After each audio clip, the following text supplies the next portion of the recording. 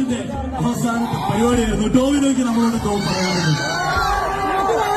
ഞാൻ സത്യം പറയട്ടെ, ഈ കുട്ടി ഒരു 1.5 മണിക്കൂർ മുമ്പ് എന്നെ കൊണ്ട് ഞാൻ പറഞ്ഞോട്ടെ, ഒരു 1.5 മണിക്കൂർ മുമ്പ് എന്റെ അടുത്ത് വന്ന് എന്റെ വണ്ടി നിർത്തിച്ച് എന്നോട് ഫോട്ടോ എടുത്തിട്ട് പോയ ആളാണ്.